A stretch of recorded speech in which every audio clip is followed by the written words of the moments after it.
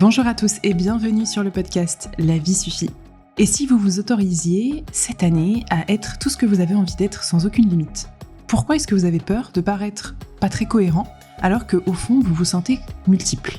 Comment jouer avec vos différents rôles? Comment jouer tous les rôles de votre vie pour vous épanouir pleinement et vous accomplir cette année? C'est ce que j'ai envie de vous proposer dans ce nouvel épisode. Je suis Chloé Bloom, entrepreneure aux multicasquettes, et chaque jeudi je vous partage les réflexions, les phases d'introspection et les clés qui, selon moi, permettent de vivre notre vie plus pleinement et de trouver plus d'épanouissement. Chaque épisode est une invitation à exprimer encore plus librement toutes les parts de vous. Si cela vous plaît, je vous invite à partager les épisodes à vos proches qui en ont besoin, ainsi que laisser une jolie note et un commentaire si vous souhaitez soutenir le podcast. Bonjour tout le monde, j'espère que je vous retrouve en forme pour cette deuxième semaine de l'année, je crois, si je me trompe pas, je crois que c'est à peu près ça. Très heureuse de vous retrouver, il s'est déjà passé plein de choses depuis le dernier épisode,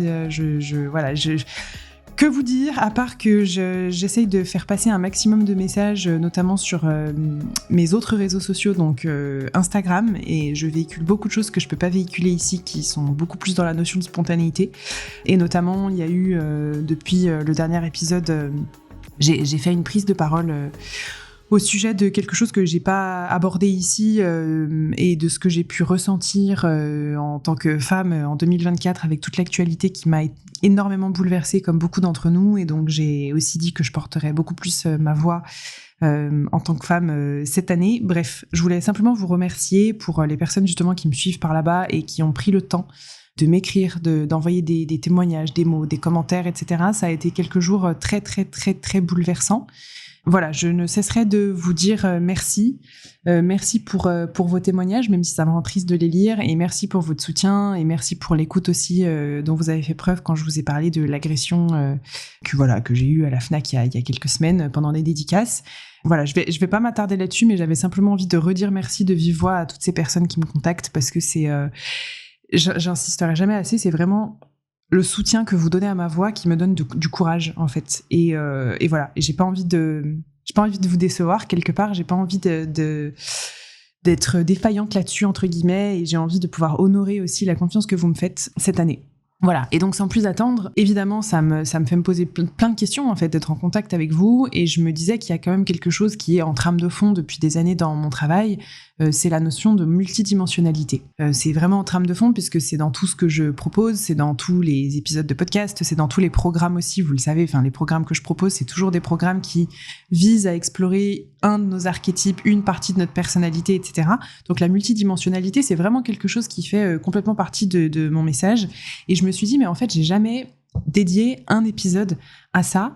Et en fait, cette année, moi, c'est vraiment ce que je peux vous souhaiter. C'est de parvenir à explorer votre multidimensionnalité, à essayer d'embrasser un peu tous les rôles que la vie va vous proposer, parce que la vie va vous en proposer plein cette année, comme chaque année, en fait. Évidemment, sortir des cases, des injonctions, etc. Mais pour ça, comment est-ce qu'on fait pour sortir des cases, des injonctions et s'explorer? C'est justement comment est-ce qu'on peut essayer d'aller incarner un peu tous nos archétypes et quelle est la place qu'on peut leur donner dans notre quotidien. Et donc, l'idée, c'est vraiment d'essayer de se connecter à nos différents archétypes, et ça m'a aussi amené à cette réflexion-là, qui est que ça a beau être dans mes messages de fond, moi, il y a des moments dans ma vie, forcément, il y a des cycles, des passages, dans lesquels il y a quelques archétypes que je mets de côté, parce que j'ai pas forcément le temps, parce que j'ai pas forcément l'occasion, parce que je les mets un peu aux oubliettes. Et je me rends compte que si pendant quelques mois, je les ai mis un peu aux oubliettes, ces archétypes-là, et que j'ai pas d'espace pour aller les incarner, au final, je me sens un peu déconnectée, comme dans une perte de sens. Je me sens dans une vie qui a moins d'intensité, qui a moins de profondeur, je me sens aussi moins joyeuse, parce que j'ai l'impression d'avoir occulté une petite partie de ma personnalité.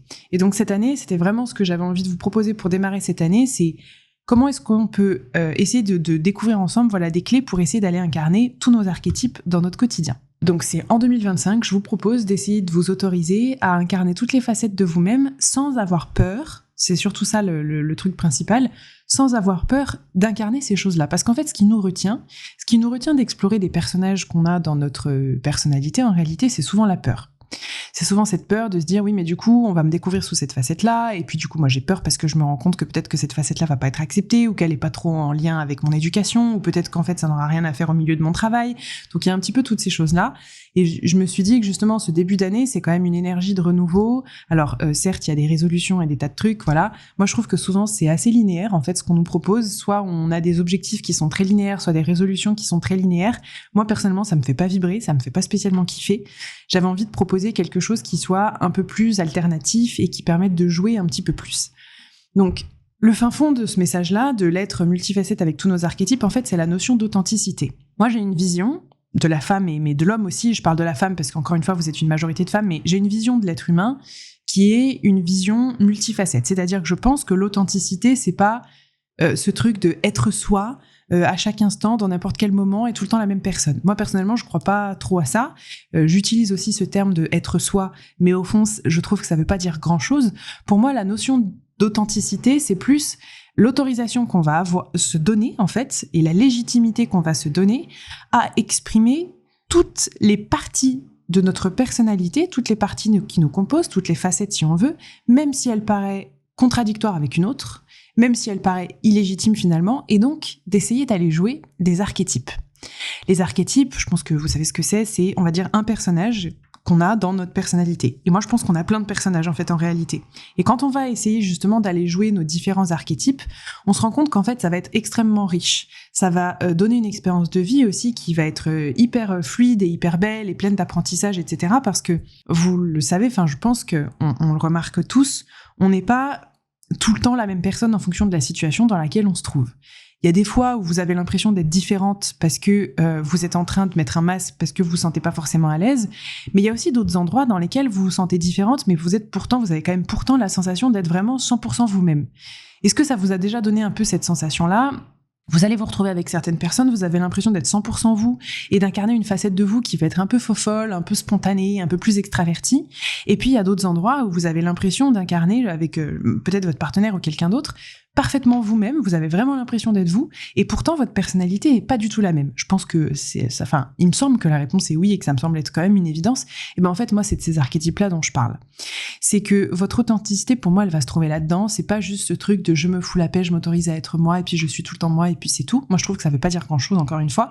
C'est plutôt, ok, je suis un être et une personne multidimensionnelle et donc pleine de surprises, et donc plutôt que de toujours chercher la linéarité et la cohérence, comment est-ce que je vais plutôt m'autoriser à aller jouer un personnage qui me correspond à fond la caisse, un autre personnage qui me correspond aussi à fond la caisse, qui a rien à voir avec celui-là, et d'explorer surtout ces personnages-là. Et, question en plus à se poser, c'est est-ce qu'il y a des personnages dans votre personnalité que vous avez la sensation de ne pas avoir exploré ces dernières années ? Et bien ceux-là, moi je vais vous proposer justement aussi de les explorer. Donc le petit partage que je peux vous faire, c'est quelque chose que j'explique souvent pendant mes conférences aussi, c'est que pour moi c'est ça, la notion de rayonner à 360 degrés et de s'autoriser l'authenticité et de se sentir accompli, légitime, épanoui, etc. C'est justement d'aller fouiller un petit peu sur les différents rôles qu'on va jouer dans la vie et de s'autoriser à jouer tous les rôles de notre vie. Et j'insiste sur cette phrase-là parce que pour moi, c'est plus ça, cette notion d'épanouissement. Il y a beaucoup de rôles dans notre vie qu'on aimerait pouvoir jouer. Je sais pas, par exemple, si ça pouvait... Je sais pas si, admettons, vous avez le rôle de la femme leader qui adore prendre des décisions, qui se sent un peu badass, qui a la sensation d'être ultra indépendante, etc., qui a un peu besoin de personne. Peut-être qu'il y en a parmi vous qui vivent très bien ce personnage-là et qui l'incarnent déjà et qui, quand je suis en train de dire ça, se disent ça c'est complètement moi, je me reconnais complètement là-dedans. Et puis peut-être qu'il y en a d'autres qui se disent c'est pas moi, mais moi j'aimerais bien.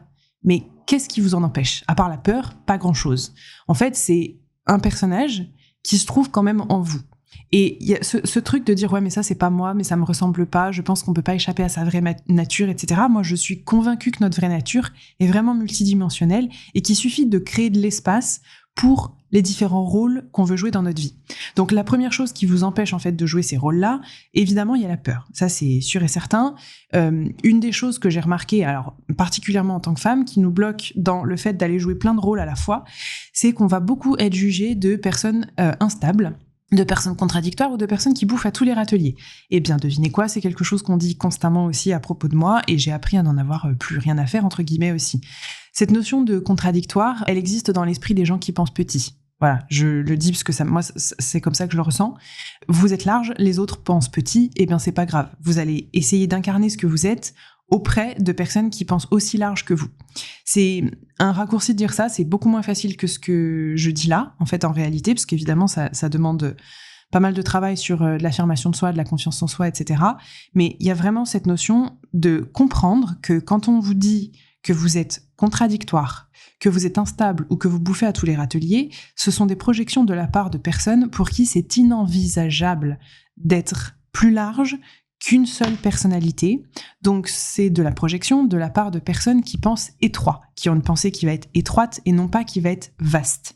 Et c'est un type de pensée. Mais si vous avez envie d'une pensée vaste et d'un être vaste, il va pas falloir écouter justement les personnes qui pensent petit. En fait, c'est un des trucs que j'ai partagé aussi sur Instagram en début d'année, c'est que quand on a envie d'incarner plein d'archétypes dans notre personnalité, on va donner un peu le vertige à certaines personnes justement qui pensent étroit. Ça va donner le vertige parce que ça va paraître trop grand, trop profond, trop vertigineux, trop vaste, pas assez choisi, pas assez décidé, pas assez linéaire, etc. Et j'insiste quand même qu'on grandit encore une fois dans un monde qui nous invite énormément à la constance, à la linéarité, etc. Donc d'être un peu plus complexe, un peu plus non modelable, d'être un peu plus texturé. Alors j'essaie de vous donner plein d'adjectifs, mais d'être un peu plus texturé, d'être un peu plus multifacette, un peu plus vaste en fait, ce sont des choses qui vont donner le vertige aux autres. Et ça, c'est quelque chose qu'il va falloir accepter parce que vous ne pourrez absolument rien y faire. Vous ne pourrez jamais changer le fait que parfois votre personnalité va donner le vertige aux autres. Il y a rien de mauvais là-dedans, c'est pas les autres les méchants et nous les gentils ou l'inverse. C'est juste qu'en fait, c'est quelque chose contre laquelle vous ne pourrez absolument pas lutter parce qu'il s'agit juste de deux modes de pensée différentes. Voilà. Et que la notion de multidimensionnalité, c'est quelque chose qui est inconfortable, désagréable et qui est vertigineux pour quelqu'un qui va avoir une pensée étroite.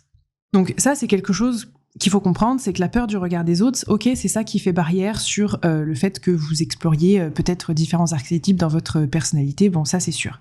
C'est souvent ce besoin d'approbation aussi qui nous empêche de nous autoriser à être un peu plus complet, un peu plus authentique, etc. Parce qu'on cherche une validation, on cherche une approbation. Je vous apprends rien jusqu'ici, je pense que j'enfonce des portes ouvertes, vous l'avez entendu déjà plein de fois. Gardez en tête aussi que ce que les autres pensent de vous, en fait, ça n'a rien à voir avec vous. Vous le savez aussi, c'est des choses que j'ai aussi beaucoup répétées.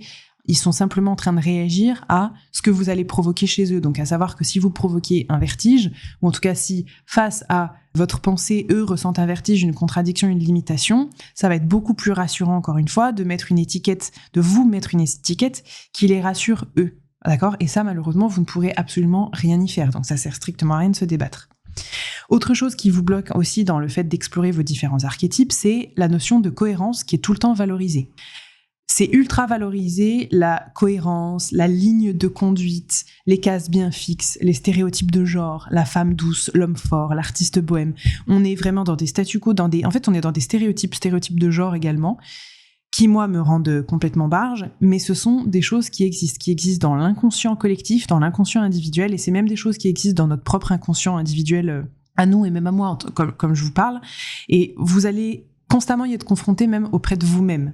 C'est-à-dire que quand il y a peut-être un de vos archétypes de la femme, comme je parlais tout à l'heure, un peu leader, badass, indépendante, etc., que vous allez avoir envie d'explorer, peut-être qu'il y a un moment donné où vous allez être confronté aux injonctions patriarcales de votre propre esprit. C'est-à-dire, ouais mais... est-ce que c'est très féminin ? Ouais, mais est-ce que je peux ? Ouais, mais est-ce que je vais quand même être aimée ? Et puis du coup, est-ce que je vais pas faire peur aux autres ? Et en fait, tout ça, c'est des conditionnements, des injonctions ultra-patriarcales et des stéréotypes, trucs de fou, qui se trouvent à l'intérieur de vous-même. Et donc, vous allez aussi être confronté à ça. Donc, l'idée, ça va être forcément de dépasser ça, évidemment, mais ça va être de se dire, ok, moi, ce que j'ai été enseigné, ce qu'on m'a appris, ce qu'on m'a enseigné, c'est la notion de cohérence, la notion de linéarité. Ça ne veut pas dire que c'est la vérité, ça ne veut pas dire que c'est ce qu'il y a de mieux, ça ne veut pas dire que c'est bien, ça ne veut pas dire que c'est comme ça que je dois être. Les stéréotypes de genre ne signifient rien non plus. C'est pas parce que on dit qu'une femme, elle doit être douce et discrète, qu'une femme, elle doit être douce et discrète. Ce sont des choses qui ont été apprises, même si vous avez l'impression de les penser, ce sont des choses qui étaient apprises. Donc là, en fait, il s'agit de sortir des conditionnements sociaux, des conditionnements qui nous ont été enseignés et même de l'impuissance apprise en fait en réalité. Tous ces conditionnements-là, c'est très difficile de se rendre compte que ce sont des conditionnements. parce que c'est un peu comme des petites prisons invisibles, et il est très difficile de se rendre compte qu'on a le droit de s'en échapper. Il est très difficile de se rendre compte qu'en fait, la vie est bien plus dynamique que ce qu'on pense et que ce qu'on nous a enseigné, qu'être cohérent, c'est absolument pas rester figé, c'est juste être en accord avec ce que vous ressentez sur l'instant. Donc s'il y a 2 choses qu'il faut garder à l'esprit, c'est 1, vous êtes multidimensionnel, vous pouvez vous autoriser plein d'archétypes, donc essayez d'aller explorer la nana leader, ambitieuse, que vous voulez, essayez d'aller explorer la femme sensuelle, essayez d'aller explorer la femme charismatique, essayez d'aller explorer la femme joueuse et la femme qui rigole, essayez d'aller explorer la personne qui va être plus artiste et plus dans l'introversion, essayez d'aller explorer peut-être plus la personne qui va être dans le côté maternité, paternité, etc. Essayez d'aller explorer la personne qui a envie d'explorer, qui a envie de dépassement de soi. En fait, c'est tous ces personnages-là. Et c'est pas, moi je crois vraiment pas au truc de je ne suis que une personne. Moi je ne suis que timide. Moi je ne suis que comme ça. Moi ça j'y crois pas du tout. Je pense que c'est simplement qu'on a peur de sortir de ce personnage-là et qu'il va falloir créer des situations dans lesquelles on va arriver à se sentir assez en sécurité pour explorer ces personnages-là. Les 2 choses qu'il faut retenir justement, c'est ça. C'est 1, ce truc de multidimensionnalité, et 2, les cycles qui composent votre personnalité. Et ça, c'est vraiment quelque chose, je pourrais en faire un épisode à part entière, je crois vraiment très très fort au cycle de notre être à l'intérieur, des envies qu'on va avoir dans certains cycles, des besoins qu'on va avoir dans certains cycles, et ensuite d'un cycle complètement opposé qui n'a strictement rien à voir. Et c'est pas qu'on est des girouettes et c'est pas qu'on est instable, c'est qu'en fait ce sont des besoins parce que la vie est dynamique et que pour être épanoui, pour être heureux, en tout cas moi c'est ce que je crois fondamentalement, c'est qu'on a besoin d'écouter les cycles de notre être. Je vais vous donner un exemple que je suis en train de traverser.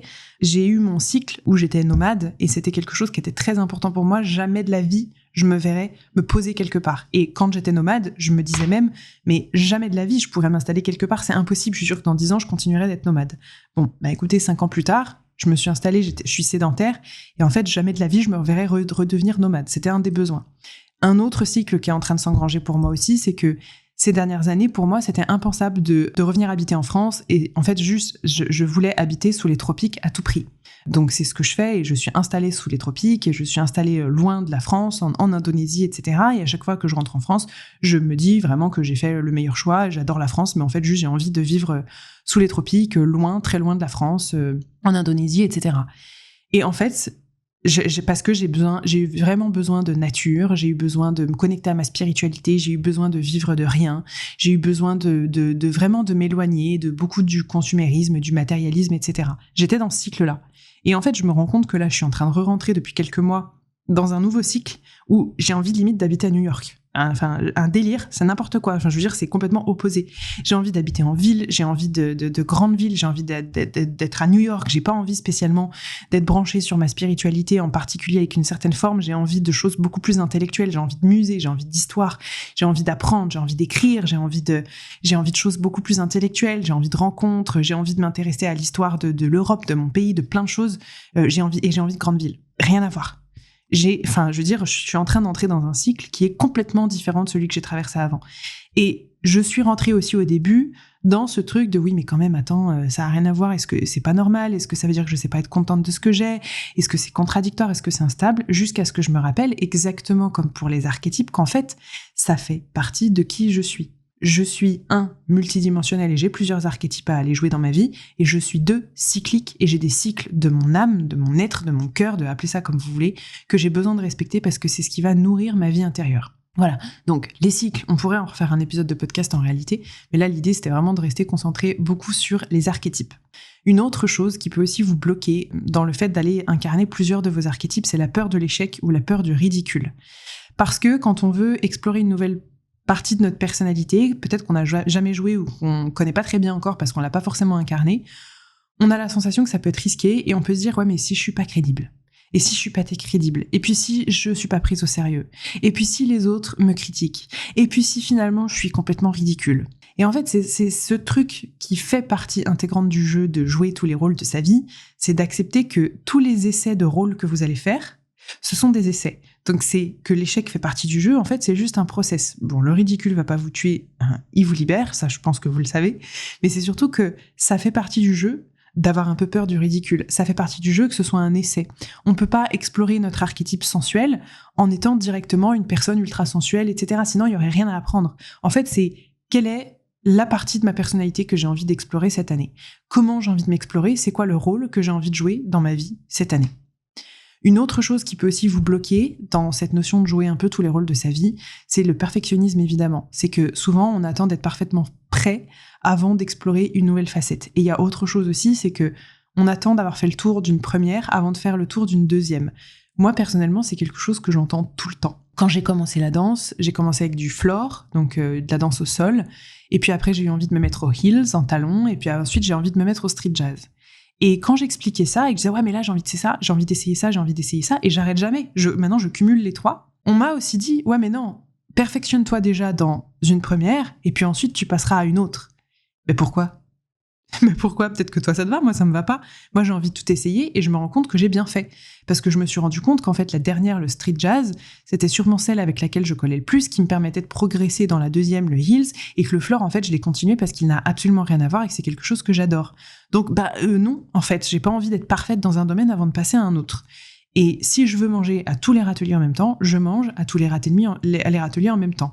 Moi je pense que plutôt cette notion de perfection, c'est l'ennemi de l'évolution, c'est l'ennemi de la tentation, c'est l'ennemi de l'exploration. Il n'y a pas besoin d'être parfait, on n'est pas en train d'essayer de perfectionner un de nos rôles, on est en train d'explorer un de nos rôles. Donc en fait l'idée c'est de faire comme si vous jouiez.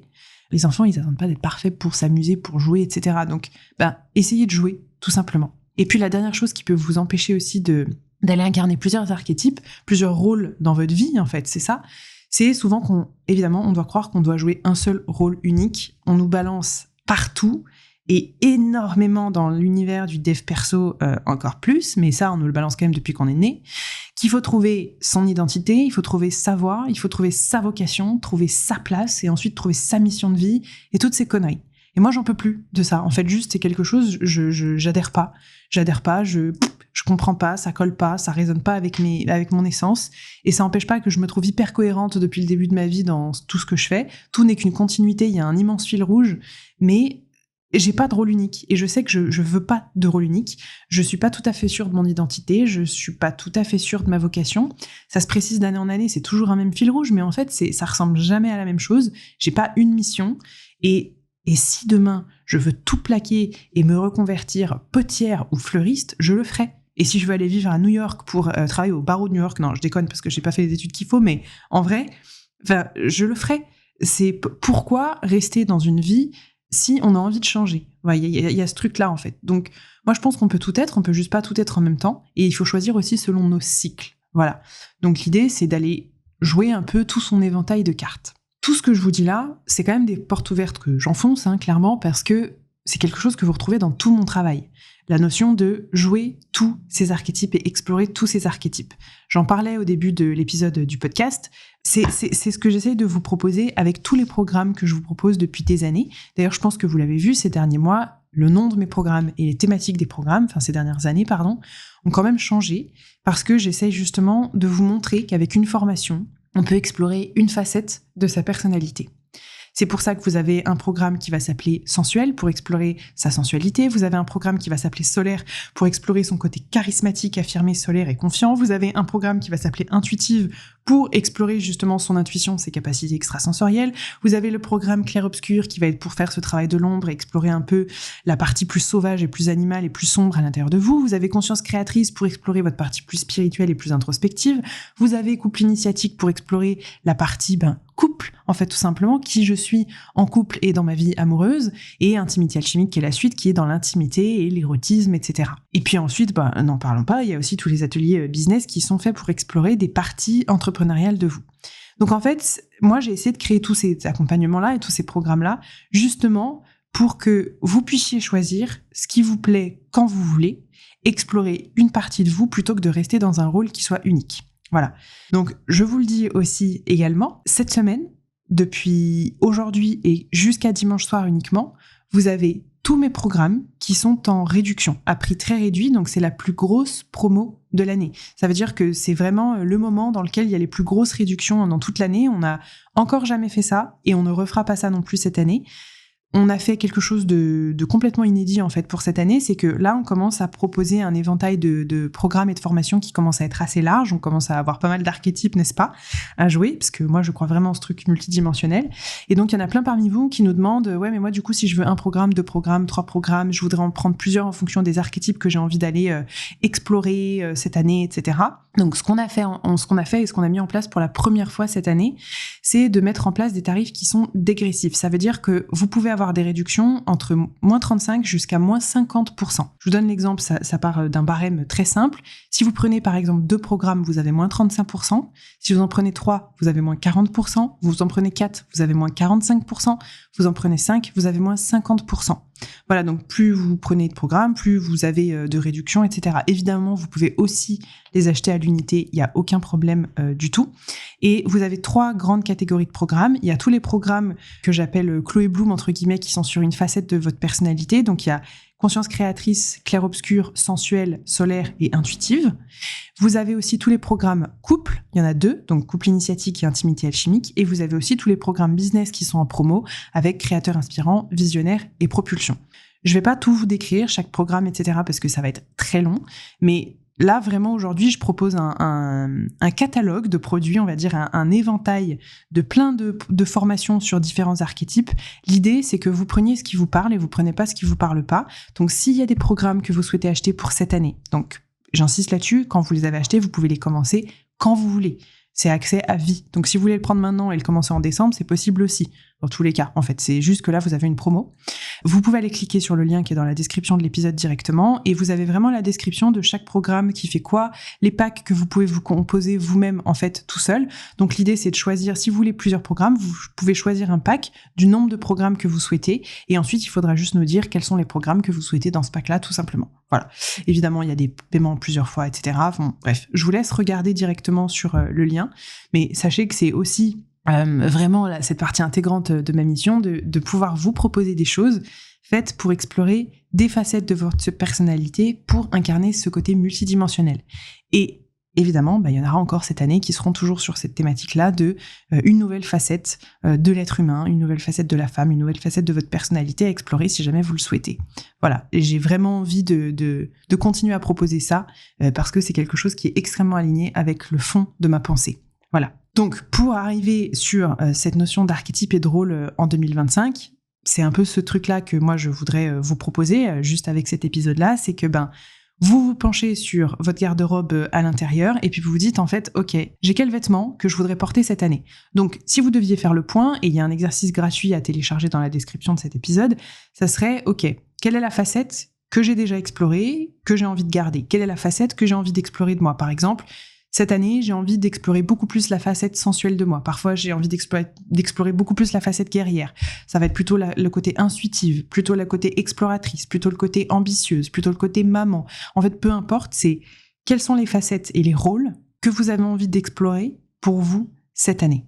Comment est-ce que vous allez définir ces rôles-là? Parce qu'au premier abord, on peut se dire oh, mais je sais absolument pas quel rôle est-ce que je veux jouer cette année. En fait, il faut se dire que chaque rôle, il a un bénéfice bien particulier, il a un usage très particulier. Quand on va jouer le rôle de la femme sensuelle, on sait que ça va être pour se connecter à nos sens, pour s'ouvrir, pour détendre le corps, pour se connecter aussi à notre part qui va être beaucoup plus séduisante, beaucoup plus séductrice, qui va être beaucoup plus dans le lâcher-prise, connectée au corps, au plaisir, etc.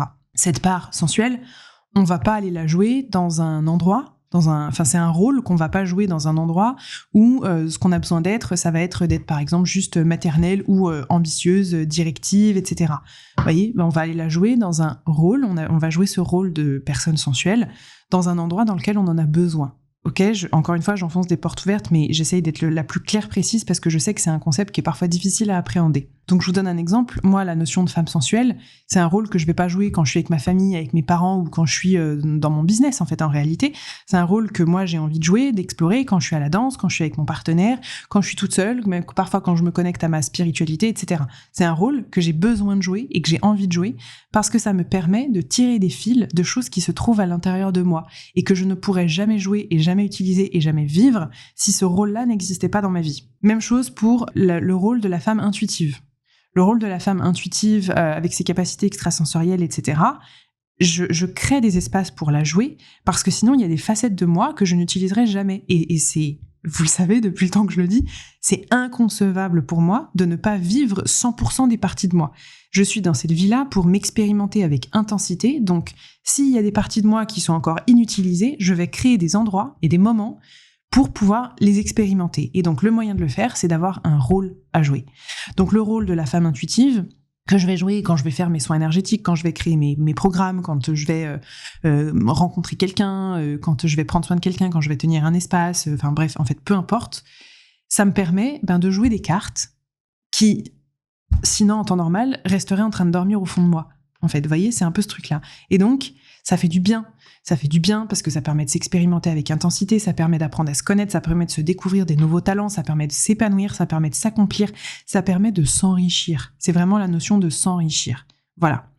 Ça va être la même chose avec le côté entrepreneurial, avec le côté visionnaire, avec le côté osé, avec le côté un peu plus jeune, un peu plus fun. Bref, il y a plein de choses en fait vraiment à explorer. Ok ? Donc si je devais vous donner un exercice à faire pour que vous puissiez essayer d'explorer tous ces archétypes-là, alors déjà sachez que dans le programme, dans la formation solaire, il y a un exercice entier très précis sur les archétypes si jamais c'est quelque chose qui vous donne envie d'être rayonnante, d'aller vraiment rayonner à 360, de vous faire confiance, d'avoir ce charisme, cette expansion d'aura, etc. C'est vraiment le programme solaire. Mais bref, là je vais vous donner aussi un autre exercice à faire. C'est très simple, c'est la roue des archétypes. Vous tracez un cercle, vous le divisez en, minimum 8 parts, mais si vous voulez en mettre 12, vous en faites 12. C'est vous qui voyez, vous vous débrouillez, il n'y a pas besoin que tout soit égal. Et en fait, dans chaque camembert, entre guillemets, vous allez mettre un archétype que vous connaissez déjà chez vous, un rôle que vous jouez déjà. Et peut-être que pour le moment, vous en avez que 3, peut-être que vous en avez que 4, peu importe. Et vous allez compléter tous les camemberts vides avec un rôle que vous avez envie de jouer et que vous avez profondément envie d'explorer parce que vous sentez qu'il y a des cartes à jouer qui se trouvent à l'intérieur de vous.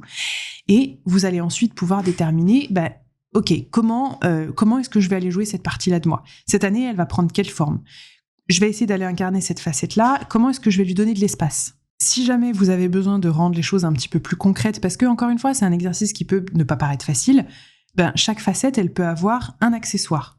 Chaque facette peut avoir un accessoire en particulier. La femme sensuelle, ça va peut-être être un kimono en soie. La femme ambitieuse, ça va peut-être être une veste de costume. Peut-être que la femme exploratrice, ça va être une paire de baskets. Enfin, peu importe. Alors là, je donne des accessoires liés à la tenue vestimentaire. Mais en fait, vous pouvez vraiment déterminer un petit symbole par archétype ou par facette qui fait que à chaque fois que vous allez l'utiliser, que vous allez le mettre, vous allez sentir que vous êtes pleinement dans ce rôle-là.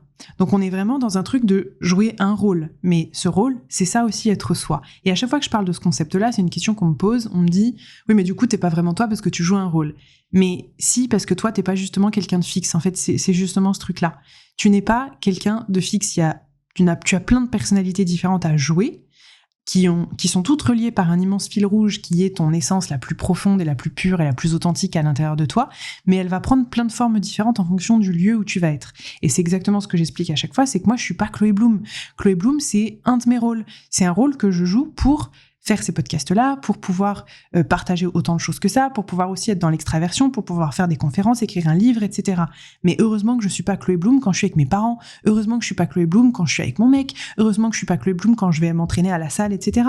C'est un rôle qui est totalement authentique et qui est vraiment juste, mais c'est un rôle sur lequel je m'appuie pour pouvoir donner le meilleur de moi et jouer des cartes, en fait, me donner l'espace de jouer des cartes. Et c'est un rôle que j'ai pas envie de mettre dans d'autres situations dans ma vie, tout simplement parce que je trouve que c'est pas au bon endroit. Voilà, tout simplement. Donc, je vous donne cet exemple-là. J'espère vraiment que c'est quelque chose qui va vous parler.